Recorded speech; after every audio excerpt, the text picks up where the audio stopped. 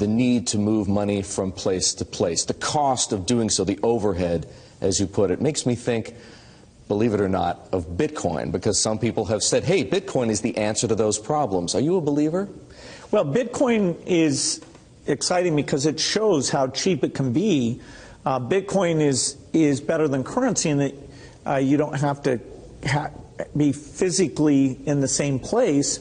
And, of course, for large transactions, currency can get pretty inconvenient. The customers we're talking about aren't trying to be anonymous. You know, they're willing to be known. So the Bitcoin technology is key, and you could add to it, or you could build a similar technology where there's enough attribution that people feel comfortable. This has nothing to do with terrorism or any type of money laundering. So what does Buffett not like right now? That would be Bitcoin. He says that Bitcoin right now looks a little bit tulip-like to him. It's not a currency. I mean, it does not meet the test of a currency. I wouldn't be surprised if it's not around in 10 or 20 years. Why does it not meet the definition of a currency? Well, because people say, well, I'll sell you goods in Bitcoins, but they change the price of those every time the price of the dollar changes in relation to Bitcoin. They're pricing off the dollar. They could say, well, I'll sell it to you in barrels of oil. But if they every time the price of oil changes, they change the number of barrels you have to have. That's not your oil is not the currency. The other technology breaks Orwell's dictum. It breaks Orwell's dictum by providing proof of publishing at a certain time, and that is the intellectual underpinning of that whole system, and can be used for lots and lots of other things. And so that's the big expansion we're about to see in Bitcoin. All derives from this basic premise that you can prove that a particular statement, a particular consensus, a particular contract happened at a particular time globally, and it requires the subversion of every single jurisdiction where people are running Bitcoin to overturn that. Am I right in understanding that you're saying that the Bitcoin architecture has applications far beyond the economic role that Bitcoin can play, and that architecture is very strengthening to the life of information in the digital space, making it less vulnerable to the kind of mischief you talked about in Russia or elsewhere? Is that what you're saying? Exactly, exactly.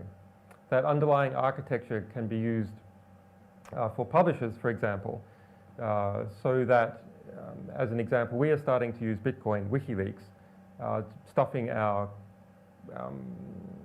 cryptographic keys of stuff that we publish. So we prove that we have published stuff at a particular time by stuffing it in Bitcoin, in the blockchain. And then if someone were to come and try and modify the material that we've published to take out particular parts, that would be detectable. Do you think Bitcoin will be disruptive in that way? I mean, now it's a speculative currency. Will it be something that will be what normal consumers will use and will disrupt the banking industry? My opinion of Bitcoin is that, I think Bitcoin is probably a good thing, but it's essentially, its main thing will be, I mean, this will probably get quoted here and there, but I think it's primarily going to be a means of doing illegal transactions. But that's not necessarily entirely bad. It's not, some things maybe shouldn't be illegal. But the combination of Silk Road and Bitcoin will save us? Well, it will be useful for legal and illegal transactions. Otherwise, it would have no value as a use for legal transactions, because you have to have a legal to illegal bridge. Yeah. I don't own any Bitcoin. In fact, one can pay for a tour on Virgin Galactic up to the moon with Bitcoin. I think the Winklevoss twins have said that they would do exactly that. You think this is a currency that's really going to work eventually? Well, I think it is working, and there will be other currencies like it that may be even better. But in the meantime, there's a big industry around Bitcoin, and people have made fortunes out of Bitcoin. Some people have lost money out of Bitcoin. It's volatile. It's volatile. Yeah, but it is quite volatile. But you know, when in volatility, people can make money out of volatile situations. Why was it important for you to give it sort of that stamp of approval, that endorsement, by saying to the Winklevoss twins, yes, you can pay for the ride with Bitcoin? Because I'm not foolish. I mean, if people have got lots of Bitcoins and they want to go to space, I'd much rather they spent that money on our spaceship.